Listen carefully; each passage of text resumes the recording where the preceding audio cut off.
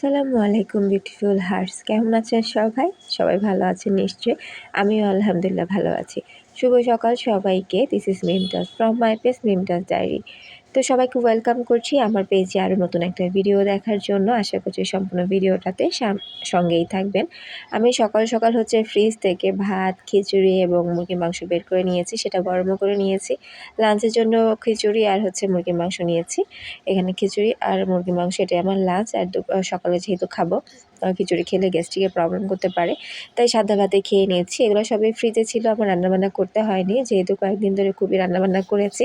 ওগুলো থেকে কিছু কিছু পরিমাণের আছে, ওগুলো ফেলে দিতে ইচ্ছা করে নাই। আমার আবার খাবার দাবার নষ্ট করতে মোটেও ভালো লাগে না, একদমই নষ্ট করি না, যত সম্ভব চেষ্টা করি খেয়ে ফেলতে। তো খাবার দাবার শেষ করে বাড়ি থেকে আম্মু আম নিয়ে এসেছিলো। আমাদের গাছের আমগুলো খুবই পরিমাণের মিষ্টি, তো আমটা খেয়ে নিচ্ছি, যেহেতু সময় পাই না সারাদিন খাওয়ার জন্য। সকালবেলা আর রাতের বেলায় সেই খাওয়ার চেষ্টা করি। আর যেহেতু অনেক পরিমাণে আম দিয়েছে, তো না খেলে নষ্ট হয়ে যাবে। আর যেহেতু এত কষ্ট করে টেনে নিয়ে এসেছে সেই শুধু ফরিদপুর থেকে, না খেলে কি হয় বলেন। তা আম খাওয়ার পরে আমি অফিসের উদ্দেশ্যে রওনা দিচ্ছি, অফিসে চলে যাচ্ছি।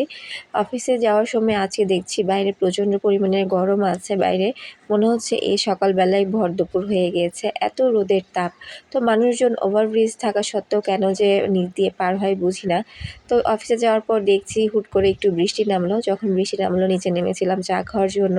চা খাওয়ার সময় আর ভিডিও করতে মনে ছিল না, তাই করা হয়নি। তো অফিস থেকে বাসায় ফেরার পথে মনে হলো ওয়েদারটা খুবই সুন্দর, হালকা হালকা মৃদু বাতাস বইছে, ঠান্ডা, খুবই ভালো লাগছিল। যেহেতু দিনের বেলা প্রচণ্ড গরম ছিল, তাই চলে এসেছি আমাদের শ্যামলী মাঠের সামনে। এখানে একটা আন্টির পেঁয়াজও খুবই মজা লাগে, আর বৃষ্টির সময় তো এসব ভাজা পোড়া খেতে ভালোই লাগে। তো পেঁয়াজও খেয়ে দিয়ে বাসায় আসলাম। এখন আর কোনো কিছু রান্নাবান্না করে খেতে ইচ্ছা করছে না, তাই চিন্তা করলাম কেন না একটু চিকেন ফ্রাই করি, অর্থাৎ চিকেন ললিপপ টাইপের করি। তো যেসব মশলাপাতির প্রয়োজন রয়েছে সবগুলো দিয়ে আমি চিকেনগুলোকে তেলে একদম কড়াভাবে ভেজে নিব। যারা যারা আমার এই চিকেন ললিপপ বা চিকেনের রেসিপি চাচ্ছেন তারা চাইতে পারেন, আমি একসময় আপনাদেরকে দেখাবো। আসলে যেহেতু আমি ব্লগ ভিডিও করছি, তাই সম্পূর্ণ রেসিপিটা শেয়ার করছি না। তো চিকেনগুলো দেওয়ার পরে এগুলো ভালো করে আমি সিদ্ধ হওয়া পর্যন্ত উল্টে পাল্টে নেড়ে চেড়ে সুন্দর করে রান্না করব। আর আমার কাছে চিকেন এভাবে খেতে খুবই ভালো লাগে, শুধু শুধু খেতেও ভালো লাগে বা ভাতের সাথে খেতেও ভালো লাগে। তবে চিন্তা করলাম যে ভাত খাওয়ার ইচ্ছা ছিল না, কিন্তু আমার ফ্রিজে একটুখানি ভাত ছিল, ভাতটুকু নষ্ট হয়ে যাবে না খেলে, তো ওটাকে পান্তা করে খেয়ে নেব। যেহেতু করলা ভাজিও রান্না করা আছে ফ্রিজে, তো করলা ভাজি দিয়ে ভাতগুলোকে আমি প্রথমে সম্পূর্ণ পরিমাণ মেখে নিয়েছি, একটু কাঁচা লবণ দিয়ে। তবে শুকনো মরিচ হলে বেশ হতো না, মানে মন্দ হতো না। তো শুকনো মরিচটা যেহেতু নাই, আমি এভাবেই খাচ্ছি। তো একটু মুরগি বা চিকেন ফ্রাই আর একটু ভাত খেতে বেশ দারুণ লাগছে। তো খাওয়া দাওয়ার পরে ফ্রিজে দুধও আছে, দুধটা খেতে হবে আম দিয়ে।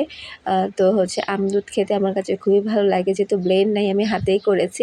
তো আমটা যতটুকু ছিল অতটুকুই খেয়েছি, মানে আস্তে আস্তে ছিল, ওভাবেই খেয়েছি। এটা খেতে কিন্তু আমার কাছে বেশ মজা লাগে, আম আর দুধ। আর যেহেতু ঠান্ডা ঠান্ডা দুধ আর ঠান্ডা ঠান্ডা আম, এই গরমে খেতে কিন্তু একদম পরানটা জুড়িয়ে যাচ্ছে।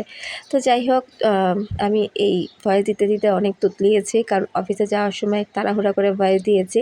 তা ক্ষমা সুন্দর দৃষ্টিতে দেখবেন সবাই। আল্লাহ হাফেজ সবাইকে।